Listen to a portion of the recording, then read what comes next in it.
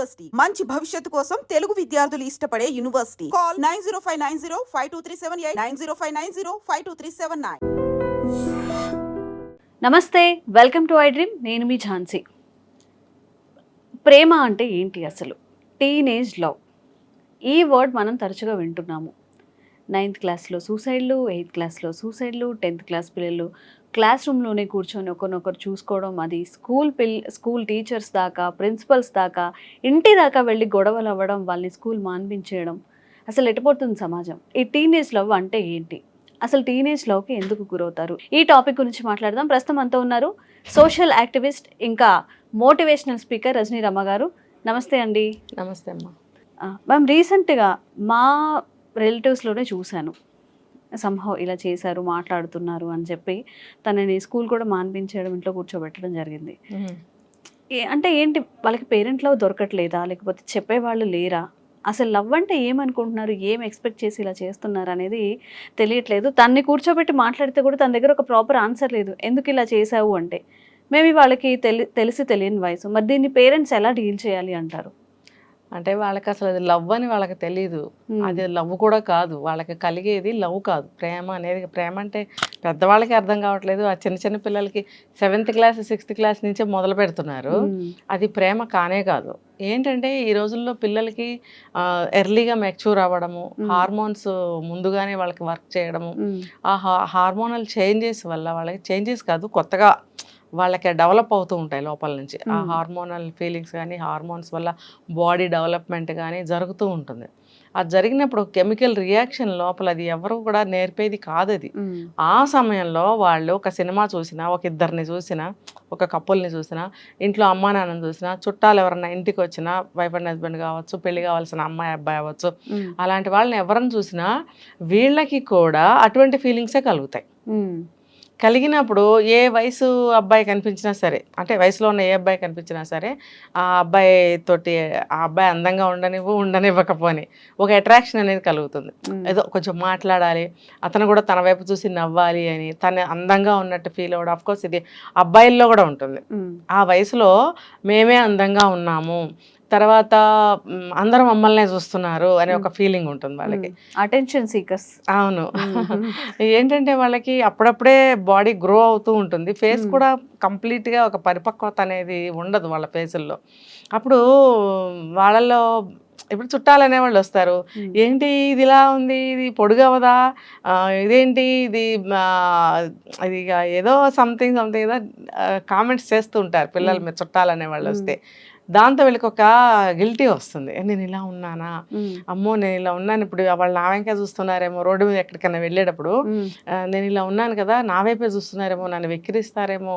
అప్పుడు for example వెనక నుంచి అమ్మాయి లావుగా పొట్టిగా ఉందనుకుందాము, ఇంట్లో ఎవరో అంటారు, ఆ వయసు చిన్నదే, 11 ఏళ్ళు 12 ఏళ్ళు 11 అలా ఉంటుంది వయసు. వాళ్ళు ఇంకా ఎదగాలి, ఎదిగే కొద్దీ సన్నపడతారు, అందాలు మారుతాయి, ఇవన్నీ పాపం ఆ వయసులో వాళ్ళకి తెలీదు. ఆ వచ్చిన పెద్దవాళ్ళు కూడా, ఇంట్లో ఉన్నాళ్ళైనా సరే, వచ్చిన చుట్టాలైనా సరే, పిల్లల ముందు అందుకే మాట్లాడకూడదు. ఏమో బాగా చదువుతున్నావరా, ఏంటి చిక్కిపోయావనో అలాంటివి మాట్లాడాలి, కానీ బాగా ఆడుకుంటున్నావా, నీకు ఏ ఆటలు ఇష్టము, ఏ ఫుడ్ అంటే ఇష్టం, అలాంటి పిల్లలకి సంబంధించిన మాట్లాడాలి. అలా మాట్లాడకుండా ఇదేంటి ఇలా ఉంది, మన చుట్టాల్లో ఒకళ్ళు ఉండేవాళ్ళు గుర్తుందా, అబ్బో దానికి చాలా వయసు వచ్చే వరకు పెళ్ళి అవ్వలేదులే, ఇలాంటి మాటలు కూడా మాట్లాడుతూ ఉంటారు. ఇలాంటివన్నీ పిల్లల ముందు మాట్లాడకూడదు. దానివల్ల ఏమవుతుందంటే గిల్టీ వస్తుంది వాళ్ళకి. ఇప్పుడు నడుస్తూ ఉంటే నేను వెనక నుంచి ఇలా ఉన్నానా, నా వెనక ఎవరైనా వస్తున్నారా, నన్నే గమనిస్తున్నారా అని అనుకుంటారు. ఇప్పుడు ఎటు చూసినా ఎవరిని చూసినా నన్నే చూస్తున్నారు అన్న ఫీలింగ్ వాళ్ళలో ఎక్కువగా ఉంటుంది. ఈ నవ్వినా, నడిచినా, ఒక పని చేసినా నన్ను గమనిస్తున్నారేమో అని ఒక కాంప్లెక్స్ వాళ్ళల్లో ఉంటుంది. ఆ వయసు అటువంటిది అన్నమాట. తర్వాత 13-14 వచ్చేటప్పటికి వాళ్ళలో ఆ ఫీలింగ్స్ కొంచెం పెరుగుతూ ఉంటాయి. అప్పుడు ఏ అబ్బాయిని చూసినా వాళ్ళకి అలాంటి ఫీలింగ్స్ కలగడము, మాట్లాడాలని అనిపించడము, ఇది తొందరగా అమ్మాయిల్లో కలుగుతుంది. కొంచెం అటు ఇటుగా అబ్బాయిలకు కూడా కలుగుతుంది. ఆ కలిగినప్పుడు ఏవో మాటలు మాట్లాడాలని, కలుసుకోవాలని, స్కూల్ నుంచి ఇంటికి వెళ్ళేటప్పుడు, ఇంటి దగ్గర నుంచి కలిసి స్కూల్కి వచ్చేటప్పుడు, లేకపోతే స్కూల్ బస్సులోనో ఏదో ఒక విధంగా పలకరించుకోవాలని ప్రయత్నాలు చేయడం. పాత రోజుల్లో అయితే నడిచి వెళ్ళేవాళ్ళు, ఆ రోడ్డు మీద కావాల్సినంత టైము. ఇలా వెళ్ళేటప్పుడు పక్క ఫ్రెండ్స్ కూడా నవ్వుకోవడము, వాళ్ళిద్దరిని ప్రైవసీగా వదిలేయడము, ఇవన్నీ జరిగాయి. చూస్తూనే పెరిగాం ఇవన్నీ కూడా. ఇప్పుడు కూడా చూస్తున్నాను. ఊళ్ళ వైపు చూస్తే నేను అప్పుడప్పుడు జర్నీ చేస్తుంటాను కదా, వెళ్తుంటే స్కూళ్ళ నుంచి వెళ్తూ ఉంటారు. ఇప్పుడు పాత రోజులు అలా కలిసి వెళ్ళేవాళ్ళు కాదు. అలా ఎవరన్నా ఇద్దరు ఫ్రెండ్షిప్ చేస్తే కలిసి వెళ్తుంటే వీళ్ళు వాళ్ళకి కాపలా కాస్తూ వాళ్ళకి ఒక ప్రైవసీ ఇస్తూ ఉండేవారు అనమాట. ఇప్పుడు కాలంలో డైరెక్ట్ గానే కలిసి వెళ్తున్నారు. కలిసి వెళ్తున్నప్పుడు వాళ్ళు ఏం మాట్లాడుకుంటారని నాకు నవ్వు వస్తుంది అప్పుడప్పుడు. వీళ్ళిద్దరు ఏం మాట్లాడుకుంటున్నారు ఇలా వెళ్తూ చూస్తేనేమో చిన్న చిన్నగా ఉన్నారు, వీళ్ళు ఏం మాట్లాడుకుంటారని ఆలోచనలు కలుగుతాయి నాకు. స్కూల్ వదిలితే అందరు వెళ్తుంటారు కదా రోడ్డు మీద నుంచి గుంపులు గుంపులుగా, అందులో చాలా అమ్మాయిల అబ్బాయిలు కలిసి ఇలా వెళ్తూ ఉంటారు. అందరూ 7th 8th 9th అలా చదువుతున్న పిల్లలే, 10th అలా అనమాట. ఏంటి వీళ్ళకి ఇద్దరిలో కూడా అలాంటి ఫీలింగ్స్ వచ్చే వయసు అది. అలాంటప్పుడు వాళ్ళలో అది లవ్ అనుకుంటారు. దానికి తగ్గట్టు 10th క్లాస్ అని, ప్రేమిస్తే అని ఇలాంటి సినిమాలు ఏవో వచ్చి ఇంకొంచెం చెడగొట్టాయి. మరి చిన్న చిన్న పిల్లలకి లవ్లు చూపించడము, పెళ్ళిళ్ళు ఇంట్లో నుంచి పారిపోయి పెళ్లి చేసుకోవడము, వాళ్ళు ప్రెగ్నెంట్ అవ్వడము, పాప బాబు పుట్టడం, ఇవన్నీ చూపిస్తున్నారు కదా. అది తప్పు కదండి. అవి అసలు అలాంటివి సమాజానికి పరిచయమే చేయొద్దు. ఎక్కడన్నా బై మిస్టేక్ జరిగితే అది అక్కడే సమసిపోతుంది, బయటకి వచ్చేంత అవకాశం ఉండదు. వచ్చినా సరే పట్టించుకోరు. అంటే పట్టించుకోకుండా కూడా ఉండాలి. అలాంటివి పట్టించుకుని మనం హైలైట్ చేసి మాట్లాడుకున్నామంటే సమాజంలో స్ప్రెడ్ అయిపోతాయి అలాంటివి. ఒక చెడుని తొందరగా స్ప్రెడ్ చేయొద్దు, దాన్ని అక్కడికక్కడే మసి చేసేయాలి అంతే. అది అందులో ఉన్న అర్థం చేసుకోవాలి అంతే. ఇంకా అలా కాకుండా ప్రతిదీ హైలైట్ చేసి ప్రతిదీ సమాజంలో పెట్టడం వల్ల ఏ వయసు వాళ్ళు ఏది కావాలంటే ఆ తప్పు చేసేస్తున్నారు, సహాయపడుతున్నాయి ఇవన్నీ కూడా. ఇదిలా జరుగుతుంది, ఇలా ఈ మధ్యకాలంలో ఎన్ని జరుగుతున్నాయి అని చెప్పి ఇప్పుడు ఆ వయసు పిల్లలు వీళ్ళ ఇంట్లో ఇంకో 2-3 సంవత్సరాల తర్వాత ఆ వయసుకు వచ్చే పిల్లలు ఉంటారు. వాళ్ళు జాగ్రత్త పడాలా వద్దా? పడరు అస్సలు. దాని మీద ధ్యాసే ఉండదు, కాన్సన్ట్రేషన్ చెయ్యరు అసలు. లాస్ట్ ఎవరికి తెలుస్తుందంటే పేరెంట్స్ కి తెలుస్తుంది. ఎప్పటికీ తెలిసిన తర్వాత పేరెంట్స్ కి తెలుస్తుంది అంటారు. కంప్లైంట్స్ వచ్చినప్పుడు స్కూల్ నుంచో బయట నుంచో, లేకపోతే ఆ పిల్లకి ఏదైనా అయిపోతేనో అప్పుడు తెలుస్తుంది. అదే వీళ్ళు ఇప్పుడు విన్నామండి, మన ఇంట్లో 8 ఏళ్ల పిల్ల ఉంది, నెక్స్ట్ 2 ఏళ్లలో పెద్దదవుతుంది, 2-3 ఏళ్లలో మనం కూడా జాగ్రత్త పడాలి అనే ఒక భయం కానీ అవేర్నెస్ కానీ పెద్దల్లో ఉండట్లేదు. కొంతమందిలో ఉంటుందేమో మరి. అందరికీ ఇలాంటివి జరగవు కదా, ఎక్కడో కొన్ని కేసులు ఇలా జరిగి ఆడపిల్లలు పాడైనారు. మరి పాడయ్యారు అంటే వాళ్ళ పేరెంట్స్ తగిన జాగ్రత్త తీసుకోలేదని మనం అనుకోవాలి. ఇలాంటి జరుగుతున్నప్పుడు చాలా జాగ్రత్తలు తీసుకోవాలి. ముందు నుంచి మన పిల్లల్ని ఎలా జాగ్రత్త పెట్టుకోవాలి, వాళ్ళకి ఎలా మనం వాళ్ళతో మూవ్ అవ్వాలి, వాళ్ళకి ఏమేమి నేర్పించాలి, ఎలా ఉండాలని నేర్పించాలి, ఇవన్నీ తల్లిదండ్రులు ముఖ్యంగా తల్లి ఆడపిల్లతోటి ఇంటరాక్ట్ అవుతూ ఉండాలి. మంచి విషయాలన్నీ నేర్పిస్తూ జాగ్రత్తలు చెప్తూ ఉండాలి. ఎలా ఉండాలమ్మా, అలా ఉండాలమ్మా అని చెప్పి ఎక్కువగా వాళ్ళతో గడపడానికి మనం ప్రయత్నించాలి. వాళ్ళకి మంచి విషయాలు చెప్పడానికి. పిల్లల్ని ఎప్పుడు కూడా ఒంటరిగా వదలకూడదు. ఎప్పుడు తల్లిదండ్రులు ఎంగేజ్ చేస్తూ ఉండాలి. చేస్తుంటే వాళ్ళ ఆలోచనలు కానీ మనసు కానీ ఇంకో వైపుకి వెళ్ళే వ్యవధి ఉండదు వాళ్ళకి. ఇంట్లో వాళ్ళతో కాసేపు మాట్లాడడం, కాసేపు ఆడుకోవడం, కాసేపు చదువుకోవడం, తినడం, పడుకోవడం, అంటే గ్యాప్ లేకుండా వాళ్ళని ఎంగేజ్ చేస్తూ ఉండాలి. చిన్నప్పుడు పిల్లలు పుట్టినప్పుడు వాళ్ళని గ్యాప్ లేకుండా మనం మాట్లాడుతూ ఉంటేనే వాళ్ళకి మాటలు వస్తాయి. అలాగే ఏ వయసుకి ఆ ట్రీట్మెంట్. ఇప్పుడు కూడా పిల్లలతో ఎప్పుడు మనం కంటిన్యూగా కలిసి ఉండటానికే ప్రయత్నించాలి. ఇది మనం చాలాసార్లు చెప్పుకున్నాం కూడా. ప్రతిరోజు ఈవినింగ్ అయ్యే వరకు అందరూ కూర్చొని మాట్లాడుకోనే ఒక కల్చర్ని మనం అలవాటు చేసుకోవాలి. దానివల్ల ఏంటంటే పిల్లలు ఏం జరిగినా సరే వెంటనే ఇంట్లో చెప్పే అలవాటు అనేది ఒకటి వస్తుంది. తర్వాత ఇంట్లో ఏ సమస్య వచ్చినా అందరం కలిసి మాట్లాడుకోవడం, అందరం కలిసి ఒక డెసిషన్ తీసుకోవడం అనేది అలవాటు అవుతుంది. అవును. ఇంతకుముందు అందరి దగ్గర మొబైల్ ఫోన్స్ ఉండేవి కాదు. స్కూల్కి వెళ్ళినా, కాలేజ్కి వెళ్ళినా కానీ మళ్ళీ ఇంటికి వచ్చే వరకు వెయిట్ చేస్తూ ఉండేవారు మదర్. కమ్యూనికేషన్ కోసం అని ఇచ్చిన మొబైల్ ఫోన్స్ కూడా ఇప్పుడు రాంగ్గా యూజ్ చేసుకోవడం, ఈ సోషల్ మీడియా ప్రభావం, కంపారిజన్స్ చేసుకోవడం, వాళ్ళు చేస్తున్నారు కదా నేను చేస్తే ఏమవుతుంది, ఇవన్నీ మరి ఎలా చేయాలి? మరి పేరెంట్స్ ముందుగా ఎలా వాళ్ళ బిహేవియర్ని, వీళ్ళకి టైం ఉండట్లేదు, వాళ్ళకి షేర్ చేసుకోవడానికి పేరెంట్స్కి టైం ఉండట్లేదు, పిల్లలు ఏదైనా ఇష్యూ పేరెంట్స్ దాకా తీసుకొచ్చినప్పుడు అది సాల్వ్ చేసేంత టైం కూడా వీళ్ళకి ఉండట్లేదు. మరి అలాంటప్పుడు ఎలా ఉండాలి వాళ్ళు? ఏమనుకుంటారో అనే స్టేజ్ నుంచి లెక్కలేనితనంగా వచ్చేసారు వాళ్ళు. ఇప్పుడేమండి అందరి చేతుల్లో ఉంటున్నాయి కదా, ఇంత పెద్ద విషయం ఏముంది, నన్నేమనుకుంటారు, అసలు ఆ ఫీలింగ్లో లేరు ఇప్పుడు పిల్లలు. కామన్ పుస్తకాలు పెన్నులు బ్యాగులు తీసుకుని ఎలా వెళ్తారో అవును. అది కూడా అలాగే ప్రతి ఉంది. ఒక్కరికి మొబైల్ ఫోన్ ఖచ్చితంగా స్కూల్స్ లో కూడా అలౌ చేస్తున్నారు. మరి ఒకప్పుడు చదువుకునేటప్పుడు క్యాలిక్యులేటర్స్ కూడా అలౌ చేసేవారు కాదు. పెద్ద పెద్ద లెక్కలు వేయాలంటే క్యాలిక్యులేటరు క్లాస్లో అలౌ చేసిన ఎగ్జామినేషన్లో అలౌ చేసేవారు కాదు. అలాగా రూల్స్ ఉండేవి. అలాగే ఇప్పుడు సెల్ ఫోన్ కూడా కోవిడ్ టైంలో ఏదో అలౌ చేశారు. ఇప్పుడు మళ్ళీ నాట్ అలౌడ్ అని పెట్టాలి కదా, స్కూల్స్కి కూడా ఫోన్లు తీసుకెళ్లే ఇది ఉన్నట్టుంది కొన్ని చోట్ల. అది ఒకవేళ లేదో తీసుకురాకూడదు అని అనుకుంటే ఇంటికి రాగానే ఫస్ట్ బ్యాగ్ గిరాటు కొట్టి ఆ సెల్ ఫోనే పట్టుకుంటున్నారు. వాళ్ళు వచ్చేటప్పటికి ఆ ఫోన్ కనిపించకుండా చేయాలి. వాళ్ళకి ఏం అవసరం అని దాంతో గబగబద్దని ఓపెన్ చేయాలనుకుంటారు ఫోన్ని. ఈ సోషల్ మీడియా ఎఫెక్ట్ కూడా చాలా ఉంటుంది కదండి. అదే కదా. వెబ్సైట్స్ కానివ్వండి, ఏవైనా వాళ్ళకి ఫ్రీ హ్యాండ్ ఉండింది. దేని గురించి అయినా తెలుసుకోవచ్చు, ఫుల్ డాటా తెలుసుకోనివి కూడా తెలుసుకుంటున్నారు. దానివల్ల కూడా ఎఫెక్ట్ అవుతూ ఉన్నారు. దానివల్ల కూడా ముఖ్యంగా అదే, దాని ద్వారానే వీళ్ళకి నాలెడ్జ్ వస్తుంది. ఇంకొకటి ఏంటంటే పిల్లలు, టీనేజ్ అని ఏముంది, ఒక 3 ఏళ్ళు దాటిన దగ్గర నుంచి కూడా, ఇంకా చెప్పాలంటే 1 year దగ్గర నుంచే పిల్లల ముందు జాగ్రత్తగా ఉండాలండి. దూరంగా మసలుకోవాలి. పిల్లలు లేనప్పుడు కింద పడండి, మీద పడండి, ఏమైనా చేసుకోండి. పిల్లలు ఇంట్లో ఉన్నప్పుడు మీరు ఒక ఫ్రెండ్స్ లాగా దూరంగానే ఉండాలి. ఇప్పుడు అమ్మా నాన్నల్ని దైవాలతో పోలుస్తారు కదా, పోల్చినప్పుడు అమ్మా నాన్నలు దేవుళ్ళలాగానే కనిపించాలి. ఇప్పుడు ఒక ఫోటో చూసినా, ఒక క్యాలెండర్ చూసినా, శివపార్వతిలో, లక్ష్మీ రాధాకృష్ణలో, విష్ణుమూర్తి లక్ష్మి ఇలా ఉంటారు కదా జంటలో. ఉన్నప్పుడు వాళ్ళు పవిత్రంగా ఎలా కనిపిస్తారు ఆ ఫోటోలో, అలా ఊహించుకుంటారు పిల్లలు తల్లిదండ్రుల్ని. ఎందుకంటే తల్లి తండ్రి దైవంతో సమానం, దేవుళ్ళు అని చెప్తాం మనం. చెప్తున్నప్పుడు వాళ్ళ మనసులో అవే ముద్రలు వేసుకుంటాయి. అమ్మా నాన్న అంటే అలా ఉంటారా, లేకపోతే అలా ఉండాలి ఆమెలో, ఇట్లా అనుకుంటారు పిల్లలు కదా. ఆ భావాలని మనమే చెరిపేస్తున్నాం.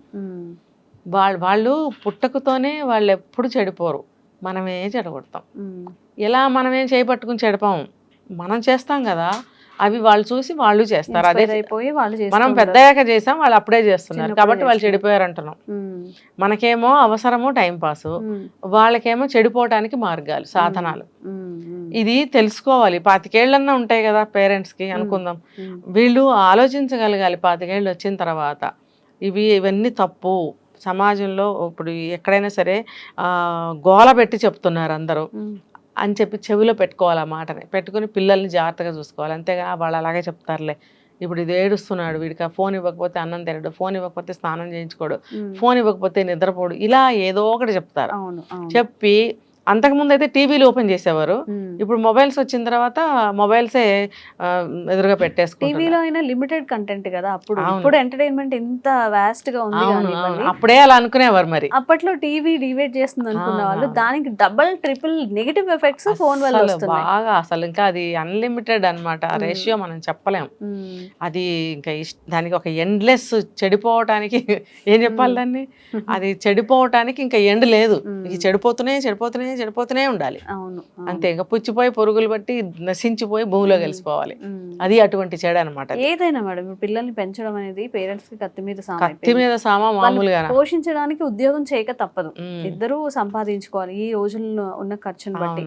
వీళ్ళ కోసం ఇంత చేస్తున్నా గానీ వీళ్ళు రాంగ్ వేలో వెళ్తున్నప్పుడు కరెక్ట్గా ట్రాక్లో పెట్టలేకపోతున్నాము. వాళ్ళకి ఇవ్వాల్సిన ఇంపార్టెన్స్ కానీ వాళ్ళకి ఇవ్వాల్సిన టైం ఇవ్వట్లేదు అనేది పేరెంట్స్లో ఉంటుంది. ఎంత కరెక్ట్గా ఉన్నా, ఎంత టైం ఇచ్చినా, ఏం చేసినా ఒక చిన్న తప్పు జరిగినప్పుడు ఆ రిగ్రెట్ అనేది పేరెంట్స్కి ఉంటుంది. అరే మనం ఇలా చేయకూడదు, అంటే ఇలా చేయకూడదు, ముందే పేరెంట్స్ చెప్తే బాగుండని అప్పుడు రియలైజ్ అవుతున్నారు. కానీ ఎలా పెంచితే ఇంకా పేరెంట్స్, అంటే ఎలా పెంచితే పిల్లల్ని ఇంకా పేరెంట్స్ హ్యాపీగా ఉంటారు, వాళ్ళకి ఒక మంచి భవిష్యత్తు ఇవ్వడం అనేది అందరిలో కూడా ఒక క్వశ్చన్ మార్క్ అయిపోతుంది. కానీ దానికి సమాధానం రావట్లేదు. ఎక్కడ సమాధానం రావట్లేదు, కానీ సమాధానం అయితే ఉంది. ఏంటంటారు ఆ సమాధానం? ఇప్పుడు తిడితే తిట్టామంటారు మరి జనాలు. ఇప్పుడు ప్రతి ఒక్కరికి బుద్ధి జ్ఞానం ఉంటుంది కదా, ఆ బుద్ధిని జ్ఞానాన్ని ఉపయోగించాలా లేదా? ఉపయోగించాలి. ఇంకొకటి సెకండ్, పెళ్లికి ముందు కౌన్సిలింగ్ తీసుకోమని చెప్తున్నారు ఈ రోజులను బట్టి. ఒకప్పుడేం అవసరం లేదు కౌన్సిలింగ్. పెళ్ళైన తర్వాత భార్యాభర్తలు ఎలా ఉండాలని మాత్రమే కాదు, అత్తమామలతో ఎలా ఉండాలని కాదు, సమాజంలో ఎలా ఉండాలని కాదు, అసలు పిల్లల్ని ఎలా పెంచాలి, పిల్లల్ని ఎలా పెంచితే మీ జీవితాలు పిల్లల జీవితాలు బాగుంటాయి అనేది కూడా కౌన్సిలింగ్లో బాగా ఉండాలి. ఓకే. ఎందుకంటే ఇప్పుడు టీనేజ్లో వచ్చే సమస్యలు 7 ఏళ్ళు 6 ఏళ్ల నుంచి మొదలవుతున్నాయి. ఒక రకంగా మొదలవుతున్నాయి కాబట్టి పిల్లలు పుట్టి భూమి మీద పడిన దగ్గర నుంచి ఎట్లా హ్యాండిల్ చేయాలి వాళ్ళని, ఎట్లా వాళ్ళని గైడ్ చేయాలి, ఎలా పెంచాలి, పెంపకంలో విధానం, పేరెంటింగ్, అది కూడా ఒకవేళ వీలైతే పెళ్ళి అయిన తర్వాత అయినా ఒక కోర్స్ చేసుకోవడం మంచిది, ఇద్దరు కలిసి. ఓకే. అసలు మనం ఇద్దరం పెళ్లి చేసుకుని మన ఇద్దరమే సరిగ్గా ఉండటానికి ఓకే అనుకోలేదు, ఇంకా పిల్లల పేరెంటింగ్ నేర్చుకుంటామా మేము? అమ్మో, అసలు ముందు వీడు లేకపోతే ఇది వాళ్ళిద్దరు అనుకుంటారన్నమాట. ముందు వీడు సరిగ్గా ఉన్నప్పుడు కదా నేను పిల్లల గురించి ఆలోచించేది, అసలు ఇది ముందు నాతో సరిగ్గా ఉంటుందో లేదో అప్పుడు కదా నేను పిల్లల్ని అనేది అని కొత్త కొత్తలోనే అలా అనుకుంటూ వైవాహిక జీవితం మొదలు పెడితే వీడు అదిగానే ఉంటాయి అభిప్రాయాలు. అర్థమైందా? కాబట్టి వీళ్ళు ముందు బుద్ధి జ్ఞానంతో సరే పెళ్ళికి ముందు ఒక కౌన్సిలింగ్ తీసుకోండి, పెళ్ళి అయిన తర్వాత పేరెంటింగ్ కోసం ఒక కౌన్సిలింగ్ తీసుకోమని నేను చెప్తున్నాను. దానివల్ల ఏమవుతుందంటే పిల్లల్ని ఎలా పెంచాలి, ఏ స్టేజ్లో ఎలా పెంచాలి, పిల్లలు ఏ స్టేజ్లో మేము ఎలా ఉండాలి, అంటే 3 ఏళ్ల వయసులో మేము ఎలా ఉండాలి, 5 ఏళ్ల వయసులో ఎలా ఉండాలి, 10 ఏళ్ల వయసులో మేము ఎలా ఉండాలి అనేది ముందు అది తెలుసుకోవాలి. ఓకే. అర్థమైందా? వాళ్ళ మనస్తత్వం ఎలా ఉంటుందో అనేది తెలుసుకోవాలి ముందు. మనస్తత్వం కాదు, ప్రవర్తన అంటారా, కదలికలు. నేను మళ్ళీ చెప్తాను దాని గురించి. ఇప్పుడు కావాలంటే పెళ్ళైన తర్వాత ఒక 2 ఏళ్ళు గ్యాప్ తీసుకోండి పిల్లల్ని కనటానికి. 2 సంవత్సరాల టైం ఉంది కదా మీకు. ఈ లోపల పిల్లలకి సంబంధించిన బోల్డెన్ బుక్స్ ఉంటాయి, కౌన్సిలింగ్ తీసుకోండి, ఏదైనా కోర్సు చేయండి ఈ పేరెంటింగ్ గురించి. ఎట్లా అంటే పిల్లలు ఈ వయసులో ఉన్నారు, మనం ఎలా బిహేవ్ చేయాలి వాళ్ళ ముందు అది ఉంటుంది, అది నేర్చుకోవాలి ఫస్ట్. వాళ్ళకి 5 ఏళ్ళు వచ్చినప్పుడు మనం ఎలా ఉండాలి, 10 ఏళ్ళు వచ్చినప్పుడు మనం ఎలా ఉండాలి, మనం వాళ్ళతో ఎలా ఉండాలి, మనం ఎలా మన ఇద్దరితో ఎలా ఉండాలి, మన ఇద్దరం కలిసి వాళ్ళతో ఎలా ఉండాలి, వాళ్ళని ఎలా పెంచుతూ ముందుకు తీసుకెళ్ళాలి, ఇవన్నీ పేరెంటింగ్. ఓకే. ఇవన్నీ సక్రమంగా తెలుసుకుని సక్రమంగా పాటించినప్పుడు పిల్లలు రైట్ వేలో పెరుగుతారు. ఎవరో 100లో 1% ఉంటారేమో ఇంత కేర్. ఇప్పుడు ఈ రోజులను బట్టి అందరూ నేర్చుకోవాల్సిందే, లేకపోతే పుట్టిన పిల్లలు అసలు చాలా దారుణంగా ఇదైపోతున్నారు కదా. ఎంతమంది పిల్లలు సక్రమంగా ఎదుగుతున్నారు, సక్రమంగా చదువుకుని మంచిగా సెటిల్ అవుతున్నారు. చూడండి మీరు, పిల్లలు చూస్తున్నా ఆడుకుంటారు బాగానే ఉంది బయట, కానీ వాళ్ళకి ఇంటికి వెళ్తే పలకరించే వాళ్ళు ఉండరు. కాళ్ళు కడుక్కోండి, స్నానం చేయండి, బట్టలు మార్చుకోండి, వేడివేడిగా భోజనం చేయండి, హోంవర్క్ చేయండి, చదువుకోండి, ఇలా ఎంతమంది అంటున్నారు? చాలా తక్కువ మంది ఇలాంటి అవగాహన ఉన్న వాళ్ళు ఎవరైనా అంటున్నారు. మిగతా వాళ్ళందరూ వెళ్ళి చదువుకోండి పండి, నేను ఆంటీతో మాట్లాడొస్తా కాసేపు, అవును కాసేపు టీవీ చూసుకోండి, అన్నం ఉడుకుతుంది పొయ్యి మీద. దీనివల్ల వాళ్ళకి బాగా వేస్ట్ టైం దొరుకుతుంది, వాళ్ళకి వేస్ట్ టైంని వేస్ట్ చేస్తారు, టైం కూడా వేస్ట్ అయిపోతుంది అక్కడ. ఆ వేస్ట్ టైంని అనవసరమైనవన్నీ నేర్చుకుంటున్నారు ఆ గ్యాప్లో. వాళ్ళిద్దరు కొట్టుకోవచ్చు కూడా, పిల్లలు కొట్టుకోవచ్చు, లేకపోతే అల్లరి చేయొచ్చు, లేకపోతే పిచ్చి పిచ్చి గీతలు గీసుకుని పుస్తకాల్లో అల్లరి చేయొచ్చు, హోంవర్క్ చేయకుండా, లేకపోతే అమ్మ చెప్పినట్టు కాసేపు టీవీ చూసుకోవచ్చు కదా, లేదు ఇలాంటి పనులు చేస్తారు. లేదా టీవీ చూస్తే టీవీ కూడా చూస్తారు. ఇలా ఏదైనా మనమే కదా వక్ర మార్గంలో వాళ్ళని నడిపిస్తున్నాం. ఫస్ట్ అసలు మనం ఏం చేయాలి, పిల్లలు ఇంటికి రాగానే మనం రెడీగా ఉండాలి, ఇలా రెడీగా ఉండాలి, ఉండి వాళ్ళకేం కావాలి, వాళ్ళు ఇప్పుడు ఏం చేయాలి అని మనం గైడ్ చేయాలి వాళ్ళని. అలా కాకుండా తలనొప్పి ఉందని పడుకోవడం, తలనొప్పి ఉంటే ఒక రోజు పడుకుంటారు, రోజు పడుకోరు కదా. అలా లేజీగా తల్లిదండ్రులు గడపడము, లేకపోతే తండ్రి బాధ్యతారహితంగా లేట్గా ఇంటికి రావటము, ఈవిడ లోపల ఈవిడ టైంపాస్లు ఈవిడ చేయడము, పిల్లల్ని పట్టించుకోకపోవడం వల్ల కూడా ఇలాంటి ఫీలింగ్స్కి లోనవుతారు పిల్లలు. ఇలా ఉన్నప్పుడు ఏదన్నా చెప్పాలంటే తల్లి అందుబాటులో లేదు, తండ్రి అందుబాటులో లేడు. తనతో పాటు పుట్టిన అక్కో చెల్లో అన్నో తమ్ముడో తనతో ఇద్దరు కలిసి తనుకుంటుంటే ఇంకా ఎవరి సమస్య ఎవరికి చెప్పుకుంటారు? ఇలాంటప్పుడు వీళ్ళు ఏం చేస్తారంటే బయట ఫ్రెండ్స్ తోటి డిపెండ్ అవుతారు. డిపెండ్ అయ్యి వీళ్ళకి వచ్చిన ఏ భావాన్నైనా ఏ మాటనైనా వాళ్ళతో షేర్ చేసుకోవడము, తర్వాత వాళ్ళు తప్పుడు దారిలో వెళ్ళడము, తర్వాత జరగాల్సిన ఏమైనా ఉంటే అవి కూడా జరిగిపోతూ ఉంటాయి. కాబట్టి తల్లిదండ్రులు కుక్కల్లాగా కాపలా కాసుకోవాలి పిల్లల్ని పెంచడం అంటే ఒక పెద్ద యజ్ఞం. యజ్ఞం పూర్తయ్యే వరకు పీటల మీద నుంచి కదలకూడదు, దానికి యజ్ఞ ఫలితం రాదు, కదలనివ్వరు. పిల్లల్ని పెంచేటప్పుడు కూడా యజ్ఞం చేసినట్టే పెంచాలి. వాళ్ళు ఒక స్థాయికి వచ్చే వరకు, అర్థమైందా, జీవితాలు సెటిల్ అయ్యే వరకు మనం వాళ్ళతో కాపలా కాస్తూ ఉండాలి, వాళ్ళకి మంచి మంచి విషయాలు గైడ్ చేస్తూ ఉండాలి. మన జీవితాన్ని సాక్రిఫైస్ చేయగలిగితేనే పిల్లల్ని కనాలి. అలాంటప్పుడు ఏ టీనేజ్ పిల్లలు కూడా తప్పుదోవలో వెళ్ళరు, తప్పు చేయరు, జీవితాలు నష్టపోరు. ఓకే. ఈ వీడియో చూడండి, కొంచెం మీకు ఇన్స్పిరేషనల్గా ఉంటుంది. అసలు పిల్లలు ఎలా డీల్ చేయాలో కూడా మీరు నేర్చుకోగలుగుతారు. Thank you ma'am.